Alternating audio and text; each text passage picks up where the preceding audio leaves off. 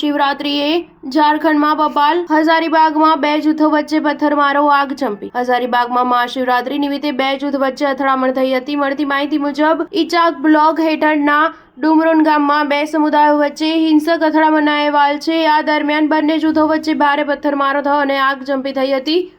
આ ઘટનામાં ઘણા લોકો ગંભીર રીતે ઘાયલ થયા છે। બદમાશોએ 3 બાઇક અને 1 કારને આગ ચાંપી દીધી હતી। અન્ય કેટલાક 2 વ્હીલર અને 3 વ્હીલર વાહનોમાં પણ તોડફોડ કરવામાં આવી હતી। પરિસ્થિતિ તંગ છે પરંતુ નિયંત્રણમાં છે। પોલીસે પરિસ્થિતિને કાબૂમાં લીધી છે। મહાશિવરાત્રી નિમિત્તે હજારીબાગના ઈચાક બ્લોકમાં આજે બે જૂથ વચ્ચે હિંસક અથડામણ થઈ હતી। આ સમયગાળા દરમિયાન પથ્થરમારો અને આગચંપીની ઘટનાઓમાં ઘણા વાહનોને પણ નિશાન બનાવવામાં આવ્યા હતા। આ ઘટનાની માહિતી મળતા જ 3 પોલીસ સ્ટેશનની પોલીસ પહોંચી ગઈ હતી। આ પોલીસ આખા ગામમાં કેમ્પ ગોઠવી રહી છે।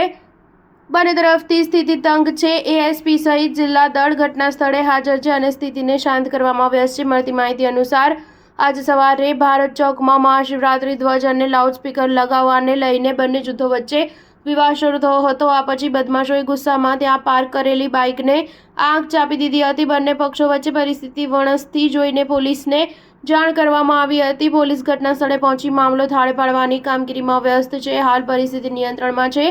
ભારે પોલીસ દળ સ્થિતિ પર ચાંપતી નજર રાખી રહ્યું છે। સ્ટાર ન્યૂઝ 7 હંમેશા સચ્ચાઈની સાથે।